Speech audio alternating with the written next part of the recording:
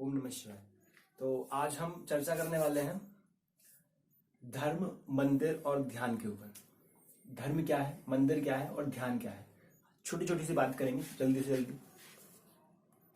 तो धर्म, पहले धर्म पर आते हैं। दुनिया में जो जितने भी धर्म हैं उन सभी को हम मोटे तौर पर दो रूपों में बांट देते हैं। एक है ऑर्थोप्रैक्स PRAX और दूसरा है ऑर्थोडॉक्स। इनमें अंतर क्या है?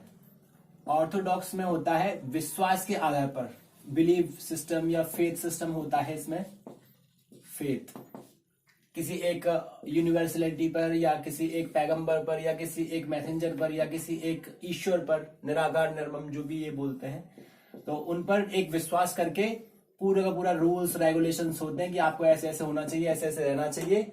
इसमें एक बिलीफ सिस्टम के ऊपर आधारित होता है ये पूरा ज्यादातर ऑर्थोडॉक्स। ठीक है। ऑर्थोप्रैक्स जो है, प्रैक्स का मतलब है प्रैक्टिस। प्रैक्टिस मतलब कि इसमें कोई टर्म्स एंड कंडीशंस नहीं है। इसमें है कुछ एक सर्टेन चीजें हैं जिनको हमें करना होता है, प्रैक्टिस करना होता है, दोहराना होता है। जब हम उनको प्रैक्टिस करते हैं तो प्रैक्टिस करने से क्या होता है कि हमें जो जो इसमें बिलीफ और फेथ की बात कही गई है उसमें हम प्रैक्टिस करके अपने आप को ही ईश्वर तुल्य बना लेते हैं। हम खुद ही ईश्वर जैसे बन जाते हैं, अर्थात कि हम अपनी आत्मा को जागृत करके परमात्मा में जुड़ जाते हैं, परमात्मा में जुड़ जाते हैं। और परमात्मा में जुड़ने से क्या होता है? परमात्मा में जुड़ने से हम सत चित्त आनंद की अनुभूति होती है। ये क्या है? सत अर्थात सत्य, जो सत्य है, जीवन का जो सत्य है वो प्राप्त होता है।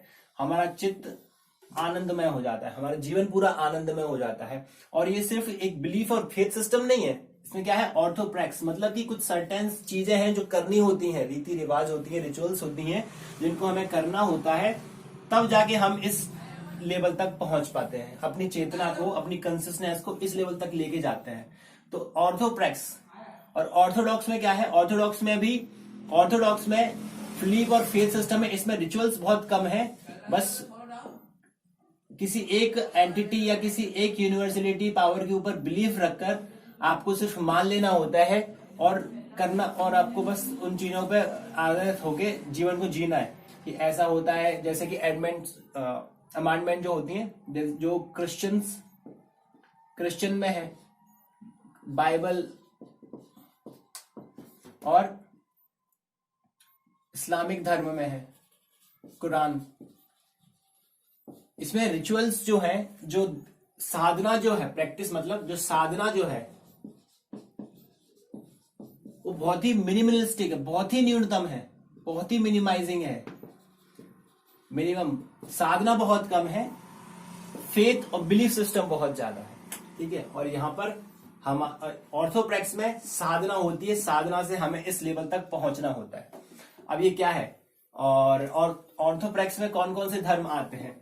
तो जो सबसे पुराने जो 3 धर्म हैं इस पृथ्वी पर जो हैं, सबसे पुराने या सबसे पहले जो 3 धर्म हैं, पहला है हिंदू भारतीय संस्कृति, दूसरा है जूइश यहूदी जो मेसोपोटामिया में हुए थे, मेसोपोटामिया में से जिनकी शुरुआत हुई थी, और तीसरा है इजिप्ट।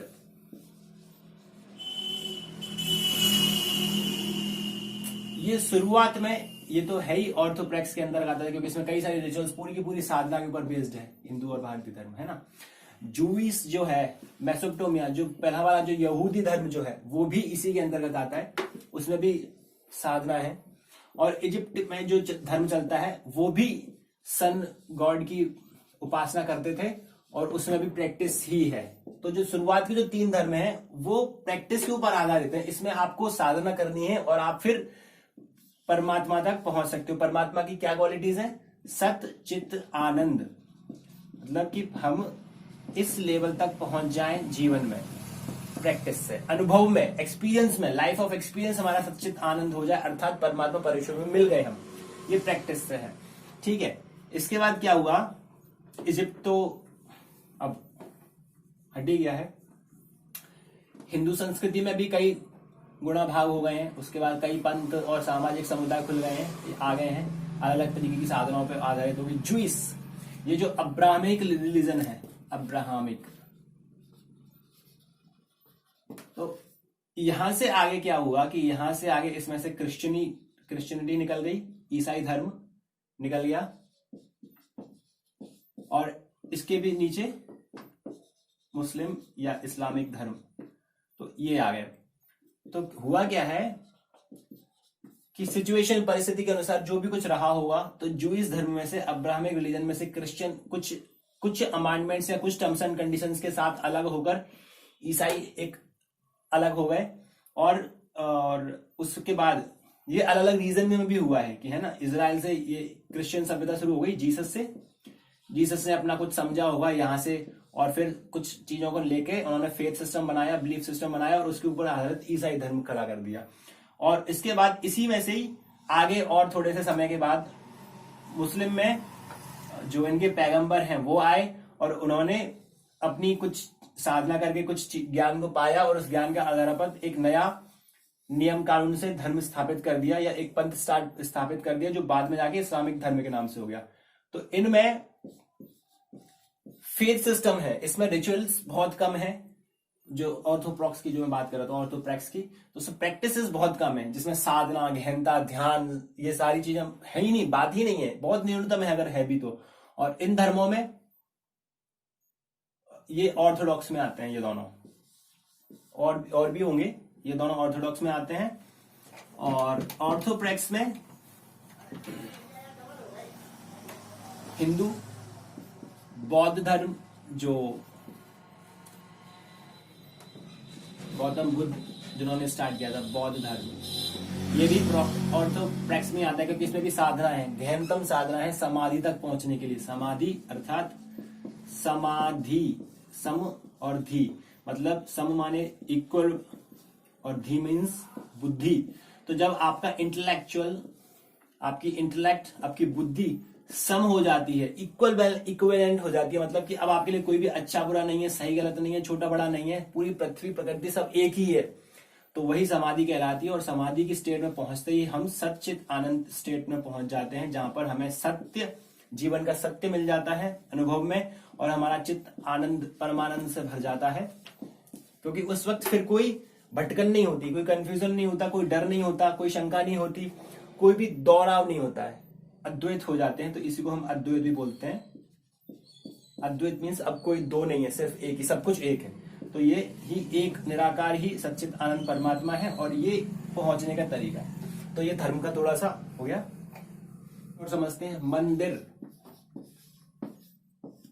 मन दो शब्दों से मिलकर बना है, मन प्लस अंदर, अंदर से बाद में इंग्लिश में जाके अंडर बना, जिसका मतलब है नीचे, है ना, और अंदर, अंदर। तो ये क्या है कि वो एक स्थान, वो एक वाइब्रेटिंग प्लेस, जहां पर जब हम अपनी आंखें बंद करके शांत और स्थिर होकर बैठ जाएं, तो हम अपने मन के भीतर जा सकें, हम अपने मन के अंदर इंटर हो जाएं, मन के अंदर चले जाएं, और जो ये द्वैत चल रहा है दिन रात, अच्छा बुरा, छोटा बड़ा, इस सब का, इसके पार चले जाएं। वो स्पेस का नाम, वो जगह का नाम है मंदिर, जो आपको अपने आपके मन के अंदर ले जाती है। और मन के अंदर ले जाने से क्या आएगा, आपके मन के जैसे आप अंदर चले जाओगे, तो आपको शांति, स्थिरता मिलेगी, जिसको हम ध्यान कहते हैं। और जब इसको लगातार अपन साधना करेंगे, तब समाधि की स्टेट तक चले जाएंगे, जो मैंने अभी बताया था कि समाधि क्या है।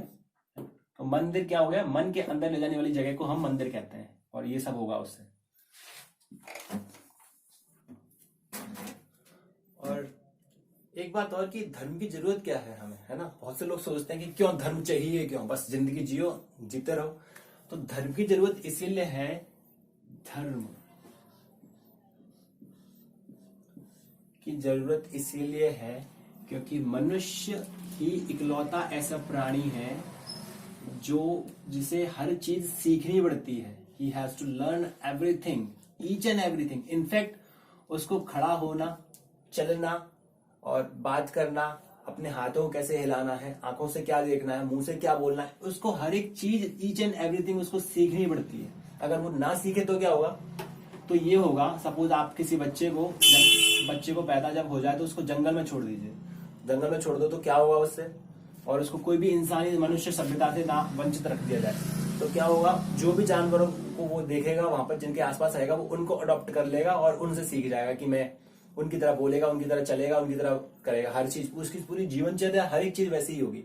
जबकि उसके पास यही बॉडी होगी, यही हाथ होंगे, यही आंखें होंगी, यही सब कुछ होगा, यही इंटेलेक्ट भी होगा, लेकिन फिर भी वो एक जानवर बन जाएगा, है ना। तो इसीलिए मनुष्य को मनुष्य बनने के लिए धर्म की जरूरत है। धर्म मतलब क्या, कि ऐसे व्यक्ति जो मनुष्यता की परमता तक पहुंच गए हैं, हम उनको देखकर उनके जैसे बन सकें, उनको देखकर उनके जैसे बन सकें, तो वही धर्म है। और कुछ धर्म का मतलब नहीं है। आपको लगता है कि धर्म में ये होता है, वो करना होता है, ये करना होता है, नहीं। धर्म का मतलब सिर्फ इतना सा है कि आप किसी ऐसे व्यक्ति को देखकर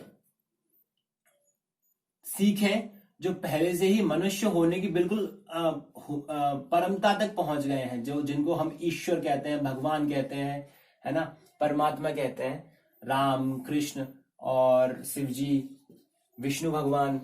तो ये सब वो हैं जो मनुष्य की बिल्कुल परमता तक है। तो यदि हम इनका ध्यान करेंगे, लगातार ध्यान करेंगे, जैसे एक बच्चा जानवरों को देख के जानवर बन जाता है, तो वैसे ही एक बच्चा और एक व्यक्ति ऐसे महापुरुषों और महामानवों को देखकर, ईश्वरों को देखकर, उनका ध्यान करके उनके जैसा बनना शुरू हो जाएगा। और यही ध्यान था, यही ध्यान है कि हम अभी भी हम किसी ना किसी को अभी भी कॉपी करेंगे, अपने माता पिता को करेंगे, अपने आस पड़ोस के लोगों को करेंगे। तो कॉपी ही करना है तो किसी ऐसे व्यक्ति को या किसी ऐसी रूप को, एक ऐसे कैरेक्टर को, ऐसे सद्गुणों को कॉपी करो जिसको हमारा जीवन जिससे सार्थक भी हो, जिससे हम इस प्रकृति को संतुलन में बना के रखते हुए चलें। अपनी इस इंटेलेक्ट का प्रयोग इसके विरोध में ना करें, इसके सामंजस्य में करें, है ना। तो ये थोड़ा सा कुछ था। तो धन्यवाद आप सभी का, और हर हर महादेव, जय हिंद।